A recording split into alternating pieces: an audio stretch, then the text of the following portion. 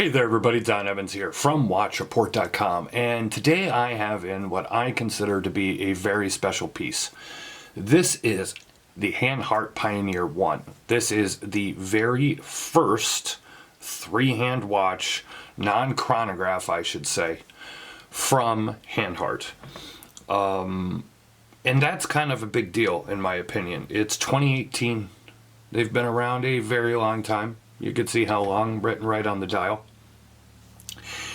And obviously the demand was there from the customers to make a non-chronograph.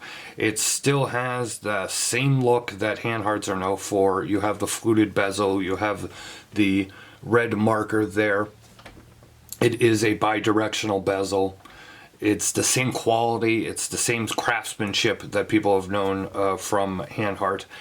Yet now it is in a non-chronograph. It's a very clean look. Very military-esque, pilot watch of course. So let me get into a couple of specifics about this. Now, the basis for this watch, and I'll have a lot more in the written review at watchreport.com, that'll be in the link in the description below. But the basis for this watch is from a watch from the 50s, and it was kind of made famous by Steve McQueen.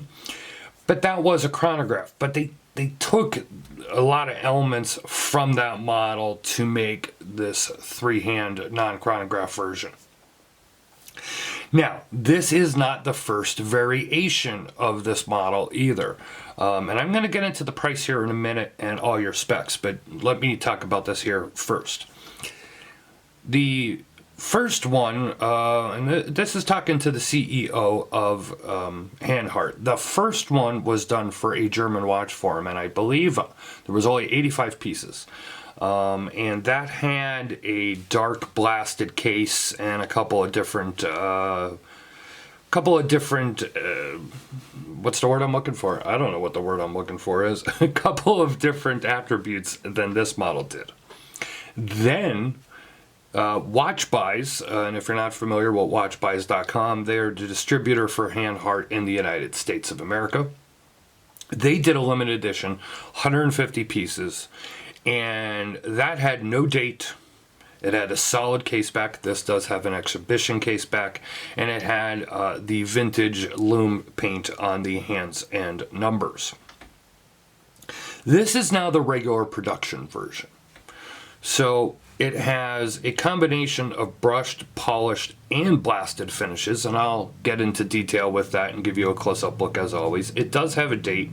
You have your standard C3 Super Luminova on the hands and numerals. And there is also a white dial. There's the black dial, which you see here, of course, and there is a white dial. And what's cool about them is both have matching date wheels. So you can see this has the white on black date wheel, and of course that is the opposite for the white dial version. Both of the dials have a texture to them, a slight texture to them. It's like a matte finish dial with a slight texture. I don't know if you could see that here, but I'll show it to you in the close-up. Now the price... This is technically, as of the way when I'm doing this video, is technically unreleased here in the United States. It is available in Europe. So if you're go to the Hanhart website and you can click on dealers and you could find out where it's available. And if there's a dealer around you, you could buy from Hanhart directly. In the United States, you can only buy from Watchbuy, and as of the date of this video, the recording of this video, it is not available at Watchbuys yet. Today is Wednesday, April 25th. It should be available soon. Your price is going to be around $1,000. Now, the reason I say around is because I'm not exactly sure what... I've tried to get as much confirmation as possible. I believe it's going to be around 890 euros, so that should be about $1,000 here in the US. So let me go ahead. I'm going to give you pick this up. I'm going to give you a closer look, and we'll talk a little bit more about this and some of the things that I love and some of the things that I don't. Okay, here we go with a closer look at the Hanhart Pioneer One. Now here you can see that textured dial that I'm talking about. Can you see the nice circular work on the outer part of the dial where the numerals are? And then You got your circle cut out, and it's just more of that regular texture there on the dial. One thing I love about these Hanharts is that I just love the simplicity of the dials, the large numerals. It's so clean, it's so easy to read. It's not overloaded with tons and tons of text that take up the dial. You can see right there, made in Germany. They said you do have that fluted bezel, which Hanhart is known for. It's just like the last review I did where I reviewed the Pioneer MK1, which was a monopusher chronograph. It still moves very easily. That's something I don't love, and that's just me, because, you know, you're wearing it, you pull it out of your pocket, and it's over there, you know, and you didn't even know that it did it. Here is a look at the crown. It is a push-pull crown. Of course, this is not a dive watch or intended to be anything of the sort.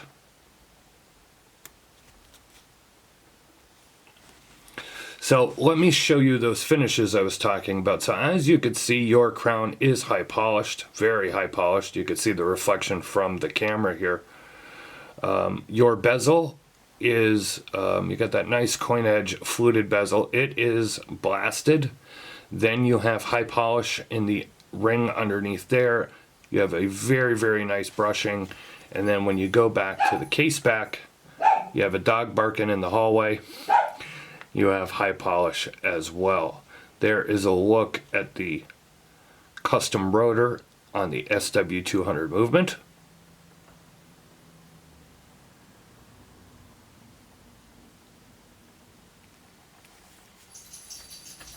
One thing that's nice, it is 100 meters water resistant.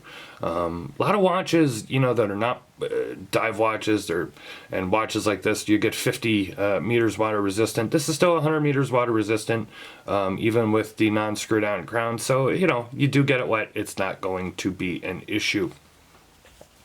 So a few of the things that I want to talk about, which would be my dislikes, and these are very, very, very minor points. I think a lot of you know at this point how much I love Hanhart watches. This is, you know, I've gone all this time and I never gave you the specifications.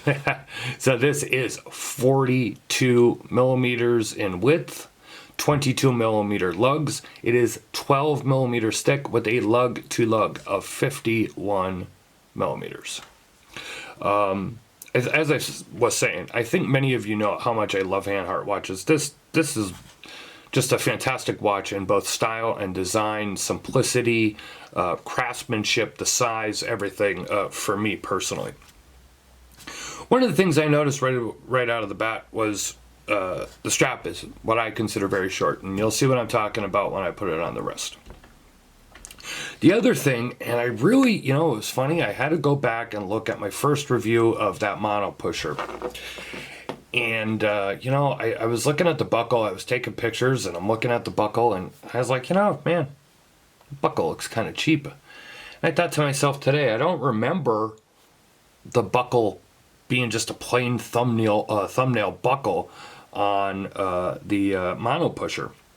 So I went back and I looked at my other review, and sure enough, it was not. It was a nice, solid, machined custom buckle that was awesome. This is not. Now, you're also looking at a huge difference of price points. This is going to be around that $900 to $1,000 price point with an SW200. You had a modified $7750 in that in that mono pusher, and it was also, I believe, around $2,400. Now, I assumed a lot of that money came from the movement and everything like that. Unfortunately, there were other things that made it that price point. So this is a much more budget watch, if you will. The case construction and everything like that is still the same. The lume is off the charts. It does have a very beautiful dial. But there are a few little things there that are not exactly the same, and one of them, unfortunately, is the buckle. I believe this is the least expensive watch from Hanhart to date, in current modern times anyway. Let me go ahead here. I'll show it to you on my 7.5 inch wrist, and then we'll give you a lume shot and end this long video. Okay, here is a look on my 7.5 inch wrist. Now, one of the things about it's funny, one of the things about the thinness of this watch at only 12 millimeters versus the mono pusher, which was 15 or 16 millimeters, and you do still have that same large 8 millimeter crown. Because of that, this watch sits very flat on the wrist, which is a nice feature. It's a nice style and design. But because of that, that crown is going to tend to dig into your wrist more because it's sitting way closer to your wrist as opposed to elevated off of it. The other thing is, there is what I'm talking about with the strap. So when I pull, I swear to God, doing things behind the camera sometimes. When I pull that out, you can see that there are only 3 holes left, and it's short. I mean, I have a 7.5-inch wrist. This will barely fit an 8-inch wrist, in my opinion. So just keep that in mind if you are somebody with a large wrist and you're looking at this watch. So let me go ahead and finish up this video. See the full review at watchreport.com. I will leave a link in the description below. Leave a like or a comment here on our YouTube. Hit that notification bell twice if you're not subscribed. It will alert you and notify you to every video and review that we do here at Watch Report. Follow us on social media. We're on Facebook, Twitter, and Instagram. Look for the loom shot here at the end. This has been a look at the brand new Hanhart Pioneer One regular edition. This has been Don Evans for WatchReport.com. I'll see you guys on the next video. Thank you very much.